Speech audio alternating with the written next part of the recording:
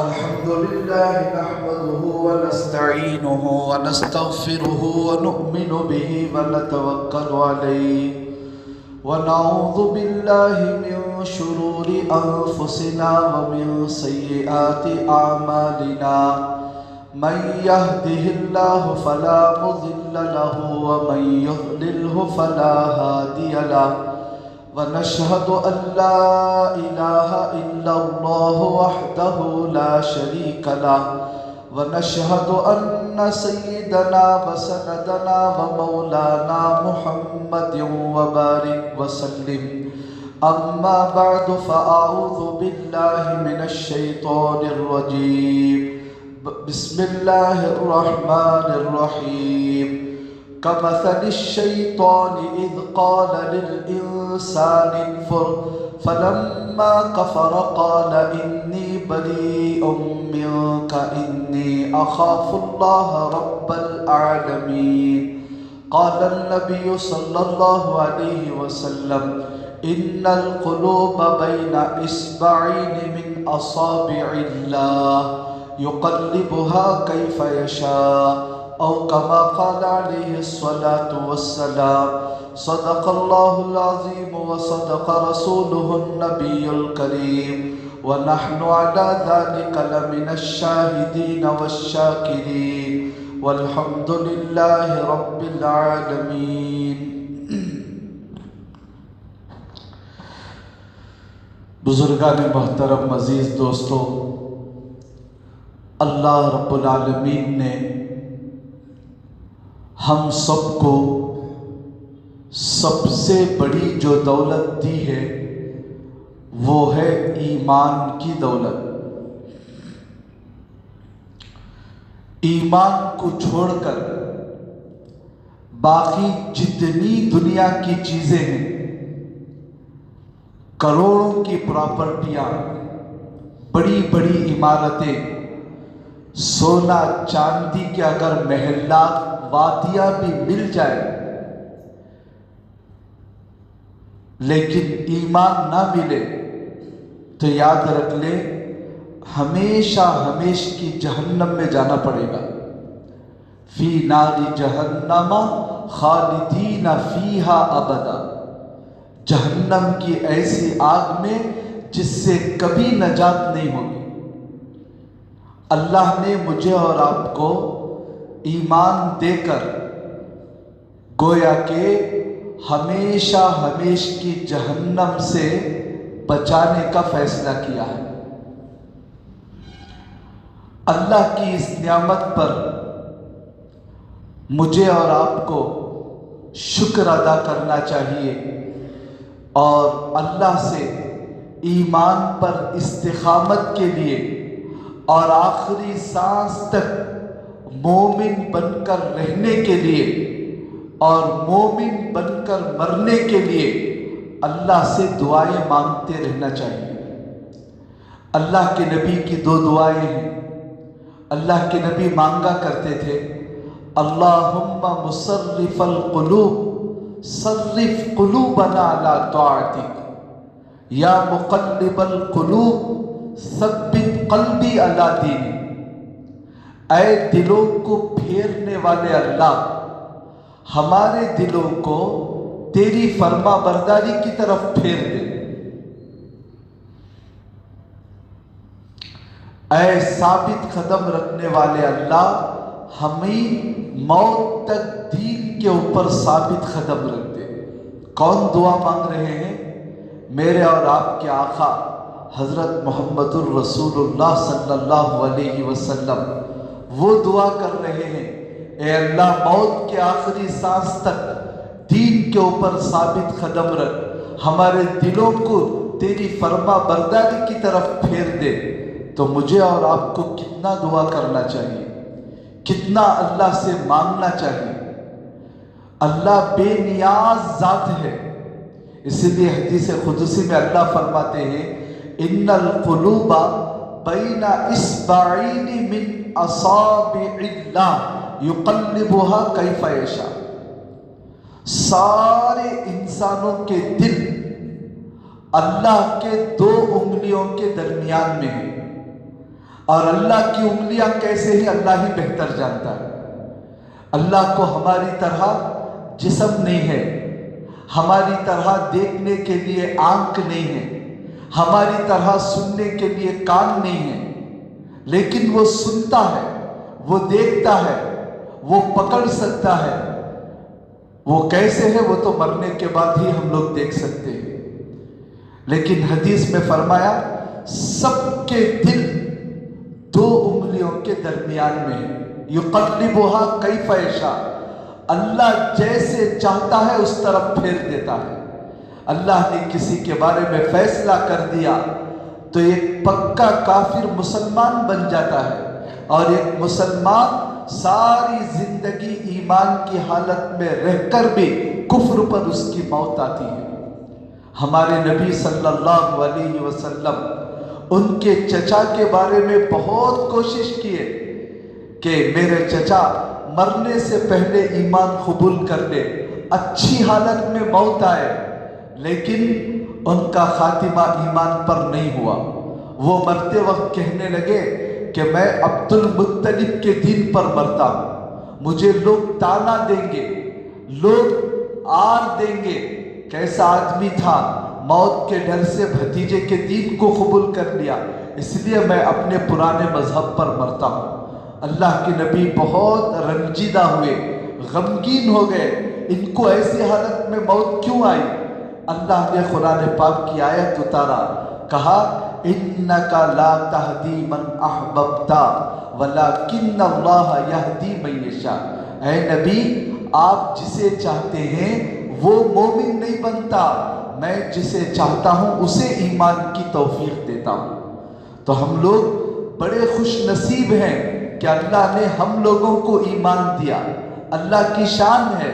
دیکھیں حضرت نوح علیہ السلام کتنے جلیل القدر پیغمبر ہیں، 950 سال تک ایمان لانے کے لیے لوگوں کو دعوت دیتے رہے، آخر میں خود ان کا بیٹا کنعان ایمان سے محروم ہو گیا، کفر کے حالت پر موت آئی۔ حضرت ابراہیم علیہ السلام، ان کا باپ کون؟ آزر، ساری زندگی بت بنا کر بیچتا رہا، لیکن اللہ نے بیٹے کو نبی بنا دیا۔ حضرت لوط علیہ السلام، وہ بھی کیسے جلیل القدر پیغمبر، لیکن ان کے ساتھ رہنے والی بیوی کافرہ بن گئی۔ فرعون کیسا ظالم، لیکن ان کی بیوی آسیہ ایمان والی بن گئی۔ تو اللہ کی مرضی ہے، جسے چاہے ایمان دیتا ہے، جسے چاہے ایمان چھین سکتا ہے۔ اسی لیے ہم لوگوں کو اللہ نے ایمان دیا ہے تو ایک تو شکر ادا کرنا چاہیے، اور دوسرا ایمان پر ثابت قدم رہنے کے لیے دعا کرتے رہنا چاہیے، اور ایسے کاموں سے بچنا چاہیے جس کی وجہ سے مرنے سے پہلے ایمان سے محروم ہو جائے۔ اللہ چھین لے تو پھر ہمیشہ ہمیشہ کی جہنم ہے۔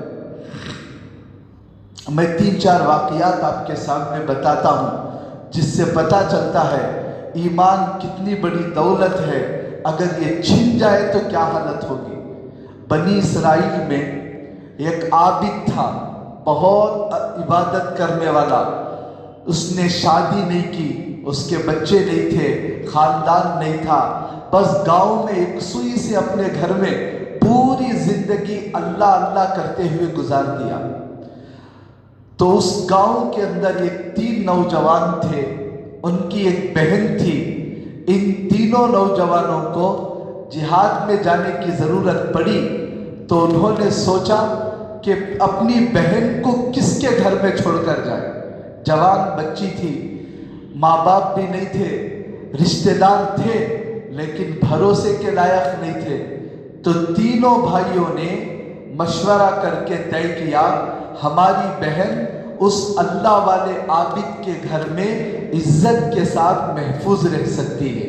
اس لیے تینوں گئے، اس اللہ والے عابد سے درخواست کی، بھئی ہم سفر میں جا رہے ہیں، اور اس وقت کا سفر 2-3 سال کا سفر تھا، ہم سفر میں جا رہے ہیں، سفر سے واپسی تک میری بہن کو آپ اپنے گھر میں رکھ لیں۔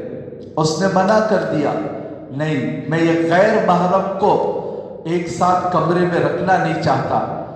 تو بہت اصرار کیا، سخت ضرورت ہے، دین کا تقاضا ہے، جہاد میں جانا ضروری ہے، ہم جا رہے ہیں، آپ آنے تک بہن کی نگرانی کر لیں۔ تو عابد نے مان لیا۔ تو ان تینوں بھائیوں نے اس عابد کے کمرے کے سامنے بہن کے لیے ایک کمرے کا انتظام کر دیا۔ کھانے پینے کی جو رقم تھی، چیزیں تھے، سب عابد کے حوالے کر کے چلے گئے، اور بہن سے کہہ دیا جیسا یہ عابد کہے بس اس کی بات مان لو۔ عابد نے کہا کہ اس گھر میں پڑے رہو، کھانا میں پکنے کے بعد یہاں باہر رکھ دوں گا، تم آ کر لے کر چلے جانا۔ اب شیطان کو موقع ملا۔ شیطان جو ہمارا ازلی دشمن ہے، اس نے اس عابد کے دل میں وسوسہ ڈالا۔ شیطان کا ہمیشہ وسوسہ پہلے اچھا ہوتا ہے، میٹھا وسوسہ ہوتا ہے، اللہ کسی کو سمجھا دے سمجھا دے، ورنہ ہر کوئی نہیں سمجھ سکتا کہ یہ شیطان کا وسوسہ ہے یا اللہ کی طرف سے اچھی بات ہے۔ وسوسہ کیا ڈالا شیطان؟ بھائی عابد صاحب، آپ تو یہاں عبادت میں ہیں، توشہ باہر میں رکھے ہیں، وہ لڑکی اس گھر سے نکل کر آ کر توشہ لے کر جاتی ہے، پتہ نہیں کتنے غیر آدمیوں کی نظر اس پر پڑتی ہے، اگر کوئی غلط آدمی کی نظر پڑ گئی تو کیا ہوگا؟ اس لیے تم خود اس کے دروازے تک توشہ رکھ کر آ جاؤ۔ شیطان نے اس عابد کے دل میں وسوسہ ڈالا۔ اب یہ سمجھا بڑا اچھا خیال ہے، تو اس لڑکی سے کہا کہ تم مت آؤ، میں خود توشہ لا کر رکھ دوں گا۔ اب جا کر توشہ رکھ دیتے، دروازوں کو دستک دے کے واپس آ جاتے۔ چند دنوں کے بعد پھر وسوسہ ڈالا، بھائی بیچاری اکیلی بچی ہے، نوجوان لڑکی ہے، کوئی نہیں ہے، اکیلی رہ رہ کر کتنا بور آ رہا ہوگا، کم از کم کھانا کھانے تک تو بات کر لو، بعد میں اٹھ کر آ جانا۔ اب پھر یہاں سے دوسرا اسٹیپ اٹھایا، جب وہ لڑکی کھانا کھاتی تو اس وقت بات کرنے کے لیے بیٹھ جاتا، تھوڑی دیر بات کرتا رہتا۔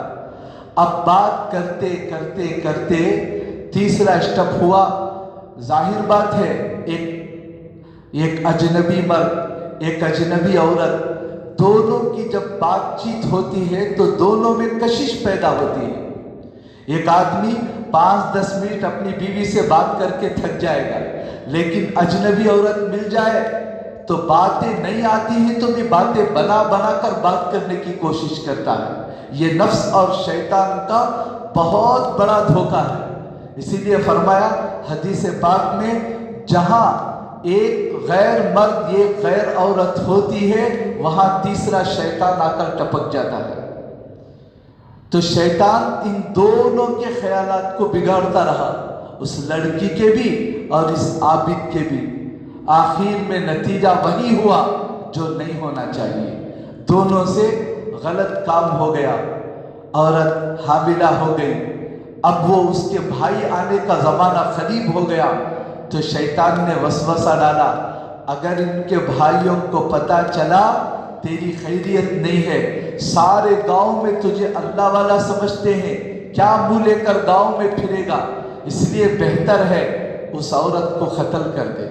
تو اس نے رات رات اس نوجوان لڑکی کو قتل کر دیا، سر کو جدا کر دیا، اور ایک جگہ رات کے اندھیرے میں گڑھا کھود کر گاڑ دیا۔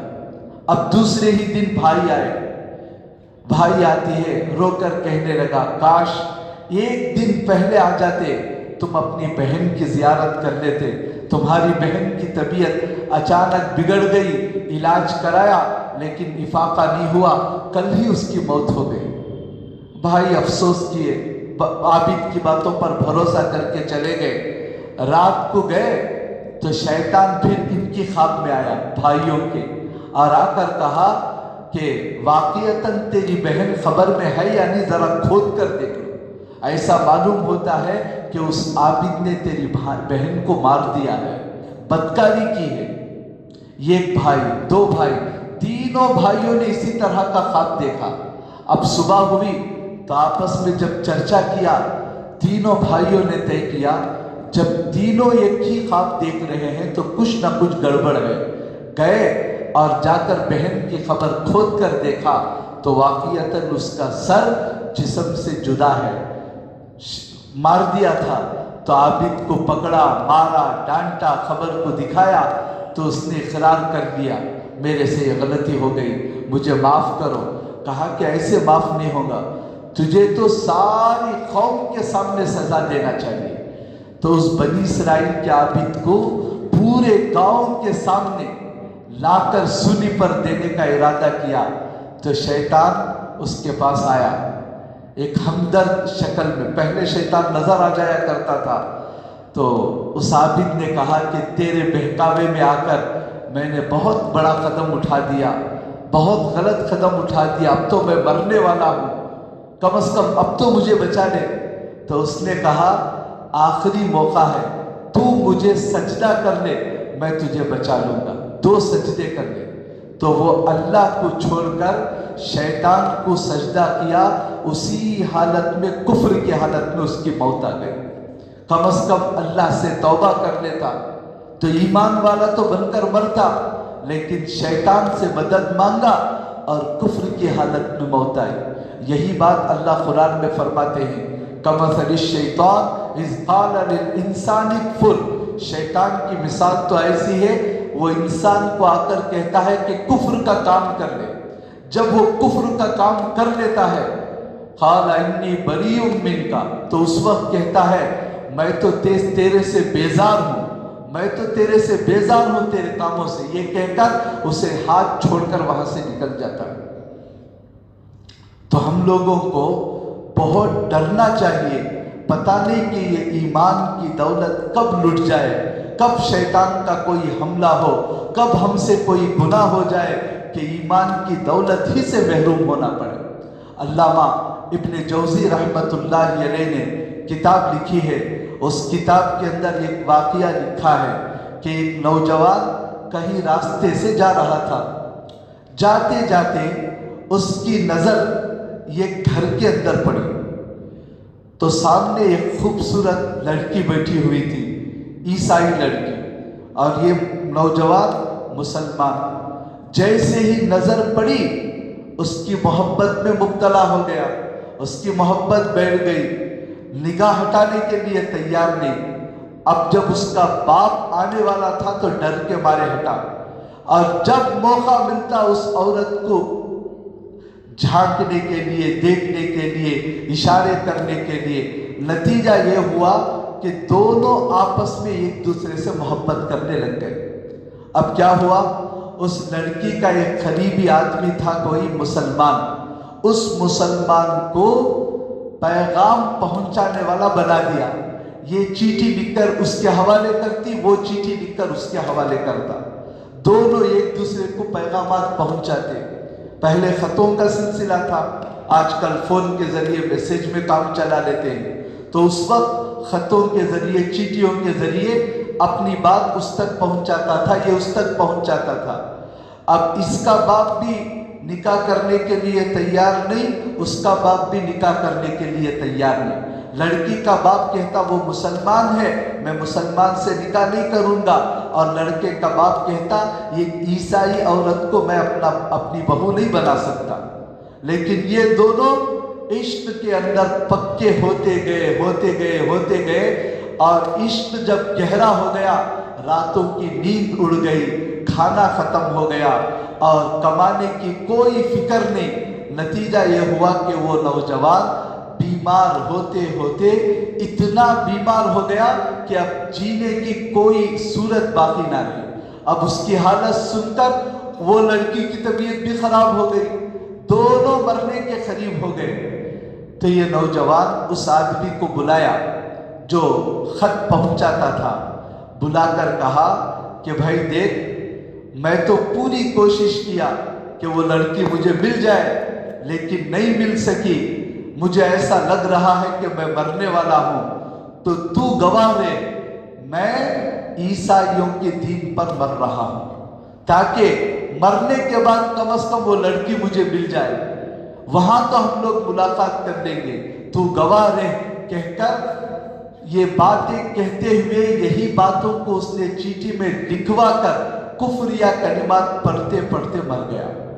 وہ چیٹھی لینے والے کو بڑی عبرت ہوئی، خیر وہ چیٹھی لے کر گیا تو دیکھا کہ لڑکی کی حالت بھی خراب ہے، وہ مرنے والی ہے، ابھی یہ جا کر اس کا پیغام بھی نہیں پہنچایا، تو اس نے اس سے پہلے ہی اس سے کہنے لگی کہ دیکھ میں اس لڑکے پر فدا تھی، وہ مسلمان تھا اور مسلمان کا دین سچا تھا، ہم تو دنیا میں تو نہیں مل سکے، ایسا معلوم ہو رہا ہے کہ میں مرنے والی ہوں، لیکن تو گواہ رہ، تیرے سامنے میں کلمہ پڑھ کر مسلمان ہوتی ہوں تاکہ مرنے کے بعد اللہ مجھے اس سے ملا دے، اور اس سے درخواست کی کہ مجھے مسلمان بنا دے۔ لڑکی کا باپ بھی دیکھ رہا تھا بیٹی مر رہی ہے، تو لڑکی کے باپ نے بھی کہا کہ بھئی اسے مسلمان بنا دے، تو وہ لڑکی کے پاس بیٹھ کر کلمہ پڑھایا، مسلمان بنایا، وہ لڑکی کلمہ پڑھ کر مسلمان ہو گئی، اور دین کی کچھ باتیں جو کچھ سننا تھا سنی، اور کلمہ پڑھتے پڑھتے اس لڑکی کا انتقال ہو گیا۔ بڑی عبرت کا واقعہ ہے یہ۔ ایک طرف تو وہ نوجوان جس کے پیدا ہوتی ہے ان کے ماں باپ نے آذان دی، کلمہ سکھایا، ساری زندگی مسلمان پر رہا، لیکن مرتے وقت میں ایک لڑکی کے عشق میں مبتلا ہو کر کافر بن کر مرا، لیکن ایک لڑکی مرنے وقت میں کلمہ پڑھ کر مری۔ اللہ کی مرضی ہے، اسی لیے فرمایا یقلبها کیف یشاء، اللہ جس طرح چاہے دلوں کو بدلا دے، اللہ کے اختیار میں ہے۔ یہ تو ایک عام آدمی کا واقعہ تھا۔ علامہ قرطبی رحمت اللہ علیہ نے اپنی کتاب میں ایک واقعہ لکھا ہے، وہ واقعہ ہے ایک مسجد کے مؤذن کا۔ وہ مؤذن کئی سالوں سے مسجد میں اذان دینے والا تھا، بڑا نیک نوجوان، تہجد گزار، نماز کا پابند۔ اس زمانے میں آج کی طرح لاؤڈ سپیکر نہیں تھا، اذان دینا ہوتا تو مسجد کے لیے مینارے پر چڑھ کر زور سے اذان دیتے تھے، یا کسی اونچی جگہ پر کھڑے ہو کر اذان دیتے تھے۔ تو اس مسجد میں ایک مینارہ تھا، مینارے پر اذان دینے کے لیے چڑھا تو اس کی نگاہ اتفاق سے ایک گھر میں پڑ گئی۔ یہ گھر کے باہر ایک عیسائی لڑکی کھڑی تھی، اس کے عشق میں مبتلا ہو گیا، اس کی خوبصورتی پر فدا ہو گیا۔ اسی لیے کہتے ہیں نگاہوں کی حفاظت کرو، بار بار کیوں کہتے ہیں؟ یہ ایک مرتبہ نگاہ پڑ گئی تو حکم یہ ہے کہ فوراً نگاہ کو پھیر لو، اب دوبارہ مت دیکھو۔ اس نیت سے دیکھنا کہ 2-4 بار اچھی طرح دیکھ لوں گا تاکہ یہ وسوسہ ختم ہو جائے، یہ بہت بڑی بے وقوفی ہے۔ حکیم اختر صاحب رحمت اللہ علیہ اللہ کو پیارے ہو گئے، وہ فرماتے تھے پہلی مرتبہ ہی نگاہ پڑنا ایسا ہے جیسا کہ گاڑی کا بریک فیل ہو گیا۔ اب بہتر یہ ہے گاڑی کے بریک کو ٹائٹ کر لے، یہ سوچتا رہے کہ نہیں 2-4 اور مرتبہ بریک ماروں گا، جب بریک فیل ہو گیا ہے تو کیا کام دے گا وہ؟ گاڑی سیدھا کسی نہ کسی گڑھے میں جا کر پڑے گی۔ تو ایسے ہی 2-4 مرتبہ اور دیکھ لوں گا تاکہ دل کو سکون ہو جائے، ہرگز سکون نہیں ہوتا۔ جتنی مرتبہ دیکھیں گے وہ نحوست کا اثر دل پر پڑ کر اور بھی گناہوں کا زہر دل کے اندر چڑھے گا۔ ایک مرتبہ اتفاق سے نگاہ پڑ گئی، حکم یہ ہے کہ پھیر لو، اعوذ باللہ من الشیطان الرجیم پڑھ لو، بس ختم ہو جائے گا۔ گھورتے رہے، بات کرتے رہے، اسی کا تصور کرتے رہے، ایمان کا بھی خطرہ ہے۔ اسی لیے اللہ کے نبی نے صاف حدیث میں فرمایا النظر سہم من سہام ابلیس، بد نظری شیطان کا زہریلا تیر ہے۔ جو آدمی بد نظری سے بچ جاتا ہے اللہ ایسا ایمان دیتے ہیں کہ اس کی لذت وہ دل کے اندر محسوس کرے گا۔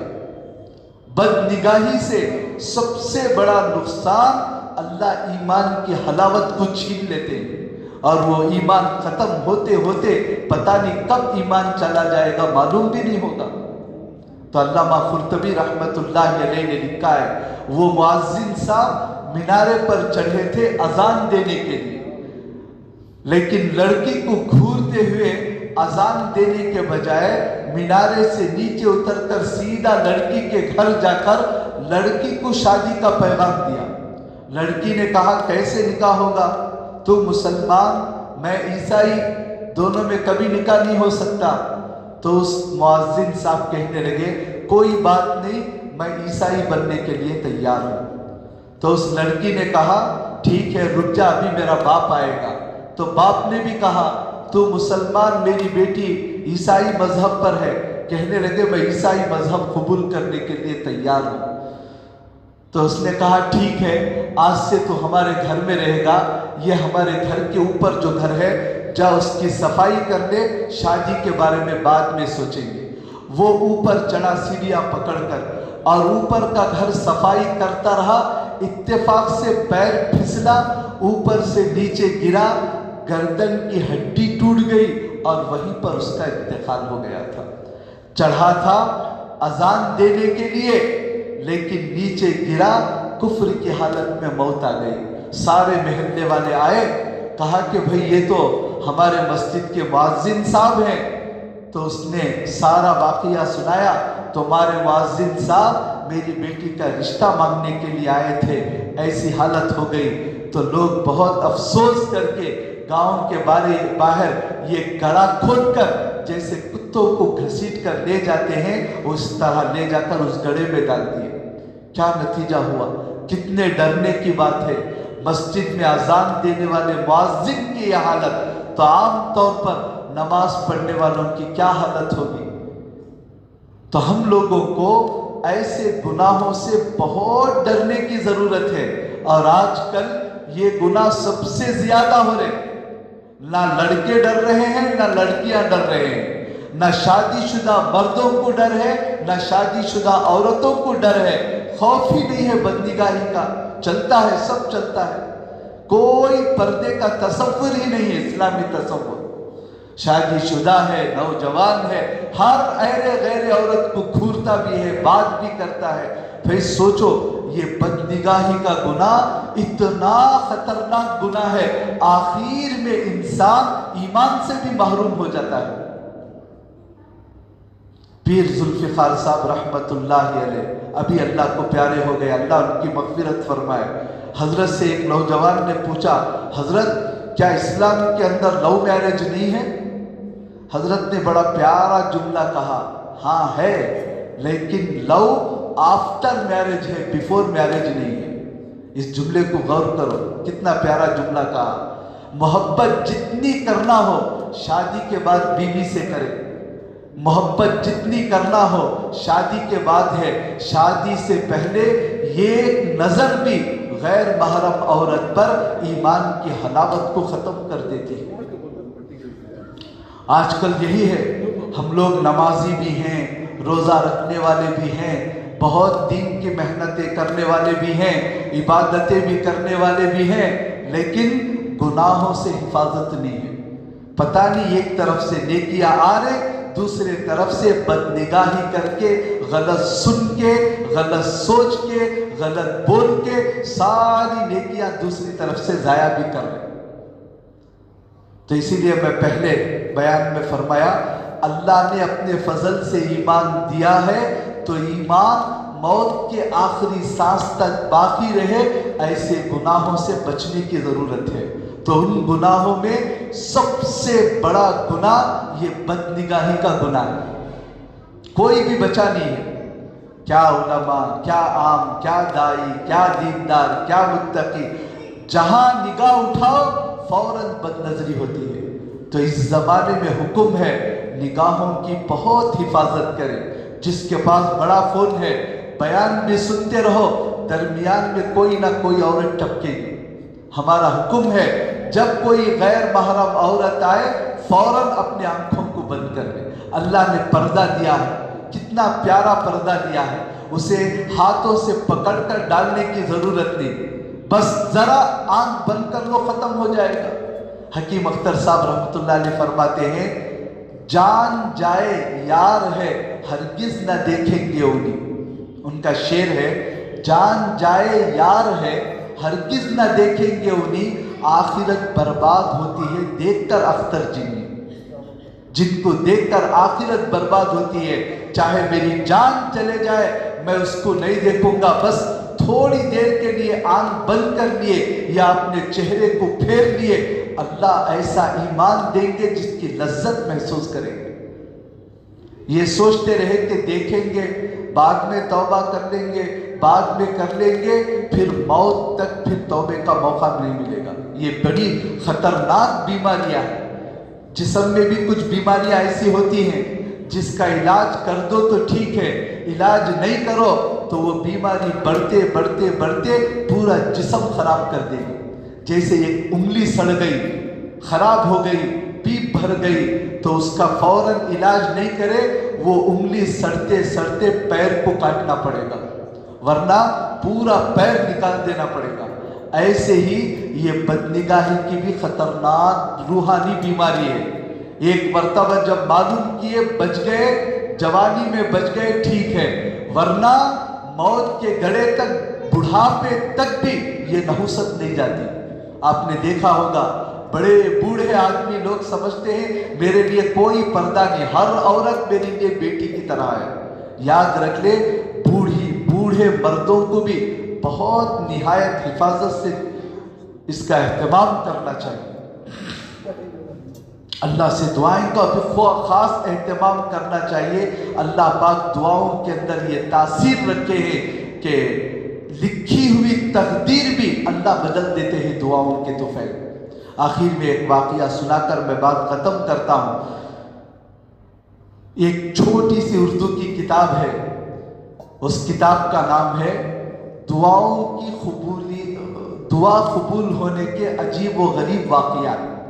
उन वाक़यात में एक वाक़या लिखा है, सऊदी अरब के एक बहुत मशहूर डॉक्टर थे, हड्डों के और रगों के, पूरे सऊदी अरब में सबसे बड़े डॉक्टर, उनका नाम था शेख अहमद। उनको सऊदी अरब की गवर्नमेंट ने ऐलान जारी किया, एक मर्तबा एक बहुत बड़ी कॉन्फ्रेंस में उनको बुलाया, उनको बहुत बड़ा अवार्ड भी देना था और उनका एक मकाला भी पढ़ना था, उनकी दोनों जिम्मेदारियां थी। तो वो उस कॉन्फ्रेंस में जाने के लिए फ्लाइट के जरिए टिकट बुक कराए। अब फ्लाइट में जा रहे थे, अचानक फ्लाइट में ऐलान हुआ कि फ्लाइट के अंदर कोई टेक्निकल प्रॉब्लम हो गया है, इसलिए दरमियान में फ्लाइट को रोक रहे हैं। दरमियान के किसी गांव के अंदर एक एयरपोर्ट में फ्लाइट को उतार दिया गया और सारे मुसाफिरों से कहा कि वेटिंग हॉल में बैठे, फ्लाइट दुरुस्त होने के बाद आपको बुला लिया जाएगा। अब ये डॉक्टर साहब परेशान हो रहे थे, कॉन्फ्रेंस में जाना ज़रूरी था। थोड़ी देर के बाद एयरपोर्ट वाले आए और कहा कि नहीं, उसके अंदर टेक्निकल प्रॉब्लम बढ़ता गया है, दूसरी फ्लाइट का इंतज़ाम करेंगे। अब वो इंतज़ार में थे, फिर थोड़ी देर के बाद आकर कहा कि 15-16 घंटे लग जाएंगे, उसके बाद दूसरी फ्लाइट आएगी। तो डॉक्टर साहब वहाँ के अमला से जाकर बात किए, अपना तारुफ करवाया, पूरा सऊदी अरब पहचानता था उस डॉक्टर को। कहा कि मुझे इमरजेंसी फला मीटिंग के अंदर जाना है, किसी तरह इंतज़ाम करो। तो एयरपोर्ट वालों ने कहा आपको जिस गांव में जाना है वो यहाँ से बस 5 घंटे के फासले पर है, आप कार के जरिए भी जा सकते हैं। तो उन्होंने कहा कि ठीक है, मैं कार का किराया दे दूंगा, आप कार का इंतज़ाम कर दें। तो उनके लिए कार इंतज़ाम हो गया, वो कार के ज़रिए जाने लगे। तो वो डॉक्टर साहब लिखते हैं 2-3 घंटे उनकी कार गई, तो एक जगह बिल्कुल जंगल की जगह उनकी कार जा रही थी, तो अचानक अंधेरा छा गया, रात का वक्त था और तूफानी हवाएं चलते रही और जोरदार बिजलियां और ऐसी तेज बारिश हो रही थी कि सामने रास्ता नजर नहीं आ रहा था। तो डॉक्टर साहब ने कहा कि भाई थोड़ी देर कहीं कोई घर दिखाई दे, कोई होटल दिखाई दे, वहाँ पर खड़ा कर दो, बारिश ज़रा कम होने के बाद वहाँ से निकलेंगे। ड्राइवर ने कहा कि डॉक्टर साहब ये तो जंगल है, कहाँ खड़ा करेंगे, देखो कोई घर नज़र आए। तो जा रहे थे तो देखा दूर से एक जगह, ये घर के अंदर चरागे जले हुए थे, वहाँ पर करंट का भी इंतज़ाम नहीं था, चराग के ज़रिए قریب دیہات کے اندر ایک گھر کے اندر چراغیں جل رہے تھے، تو وہاں قریب میں کار کو کھڑا کر کے ڈاکٹر صاحب اور وہ ڈرائیور گھر میں گئے، دستک دی، دیکھا کہ ایک بوڑھی عورت وہاں پر آئی، پوچھا کہ کون ہو؟ کہنے لگا کہ ہم مسافر ہیں، ذرا سفر میں جا رہے تھے، تیز بارش ہے، تھوڑی دیر کے لیے بیٹھیں گے۔ اور عربوں کے ہاں مہمان کی بہت قدر ہے۔ عورت نے اندر بلایا، فوراً گرما گرم چائے بنانے لگی۔ ڈاکٹر صاحب نے پوچھا کہ میں ذرا موبائل وغیرہ چارجنگ کرنا ہے۔ وہ عورت کہنے لگی کہ ہمارے گھر میں کرنٹ ہی کا نظام نہیں ہے، بس 2-3 گھر ہیں، یہاں جنگل میں میں پڑی ہوں، میں اکیلی ہوں، بس یہ چراغ کے سارے میں ہماری زندگی گزر رہی ہے۔ تو ڈاکٹر صاحب وہ بیٹھ گئے، وہ عورت چائے لئی، اتنے میں ایک بچہ تھا، وہ چیخ کر رونے لگا اس عورت کا، تو گئی بچے کو کچھ سمجھایا اور پھر ہاتھ اٹھا کر اللہ کے سامنے روئی اور پھر چائے بنانے میں لگ گئی۔ جب چائے لے کر آئی تو ڈاکٹر صاحب نے پوچھا کہ بھئی یہ بچہ کیوں رو رہا ہے، کیا بات ہے؟ تو وہ عورت بہت دکھی ہوئی دل سے کہنے لگی، پتہ نہیں اللہ کی کیا مرضی ہے، اللہ نے میری سب دعائیں سن لی، بس ایک دعا میری باقی رہ گئی ہے۔ پوچھا کہ کیا ہے، کیا بات ہے، بتاؤ، ہم سے کچھ مدد ہو سکے تو ہم کریں گے۔ تو اس عورت نے کہا، اصل میں یہ میرا پوترا ہے، میرا بیٹا اور بہو دونوں کا انتقال ہو گیا ہے، بس یہ یتیم بچہ ہے، اور یہ ہڈ کی کوئی ایسی بیماری میں مبتلا ہے کہ یہ چل نہیں سکتا، بیٹھ نہیں سکتا۔ تو ڈاکٹر صاحب نے کہا کہ اس کا علاج نہیں کرائے؟ کہا کہ مجھے لوگوں نے بتایا کہ سعودی عرب میں ایک مشہور ڈاکٹر ہے شیخ احمد، وہی اس کا علاج کر سکتا ہے، اور اس ڈاکٹر کے پاس جانے کے لیے میرے پاس سہولت بھی نہیں ہے، میرے پاس اتنے پیسے بھی نہیں ہیں، اس لیے میں روزانہ اللہ کے پاس دعا کر رہی ہوں، یا اللہ میرے پاس ڈاکٹر کے پاس جانے کی طاقت نہیں ہے، تو ہی اس ڈاکٹر کو میرے گھر لے آ کسی طرح، یہ دعا میں کر رہی ہوں۔ تو ڈاکٹر صاحب خوش ہو گئے، بچے کو دیکھا، کہنے لگے، اماں جان اللہ نے تمہاری سب دعائیں قبول کر لی ہے، یہ دعا بھی قبول کر لی ہے، اس دعا میں تو آسمان میں اڑنے والے جہاز کو بھی روک دیا ہے، اور راستے پر جانے والی کار کو بھی روک دیا ہے، آسمان کی بجلیوں نے، بارش نے مجھے آگے بڑھنے سے روک دیا ہے، میں ہی شیخ احمد ہوں، اللہ نے تیری دعا سن کر تیرے گھر تک پہنچا دیا ہے، میں ایک ضروری کانفرنس میں جا رہا ہوں، اس کے بعد آ کر تجھے اور تیرے بیٹے کو لے کر اپنے خرچ سے میں علاج کراؤں گا۔ تو وہ گئے، کانفرنس سے واپس آئے، اس بچے کو لے اور اس کی ماں کو لیے فلائٹ کا ٹکٹ بنوا کر اپنے ہاسپٹل میں رکھ کر پورا علاج کر کے وہ بچہ چلنے کے جب قابل ہوا، اس کے بعد پیسہ وغیرہ دے کر اس کو گھر بھیجا۔ تو اس واقعے کو بتانے کا مقصد صرف یہی ہے کہ جب انسان سچے دل کے ساتھ دعائیں کرتا ہے تو اللہ اس کی دعائیں کیسے قبول کرتا ہے، کیسے حالات کو تبدیل کرتا ہے۔ تو ہم لوگوں کے لیے بھی ضروری ہے کہ دیکھو ہم بھی رو دھو کر اللہ سے دعائیں مانگے، خاص طور پر پوری امت مسلمہ آج مصیبتوں میں گھری ہوئی ہے، ہر آدمی کسی نہ کسی ٹینشن میں لگا ہوا ہے، مصیبتوں میں لگا ہوا ہے۔ یہ مصیبتیں، پریشانیاں جانے کے لیے واحد حل اللہ کے پاس رجوع ہونا، اللہ سے دعائیں مانگنا۔ دعا ہی اور صدقہ، یہ دو چیزیں تقدیر کو بدل دیتی ہیں، کیسی بھی تقدیر لکھی ہو اللہ اس کو تبدیل کر دیتے ہیں۔ تو ہم لوگ جو ہے کثرت سے، اہتمام سے اللہ سے دعا بھی کریں کہ اللہ ہم کو ایمان پر ثابت قدم رکھے، اور جن گناہوں سے ایمان سے بھی محروم ہو جاتی ہے اللہ ہم سب کو اس سے بچنے کی توفیق عطا فرمائے۔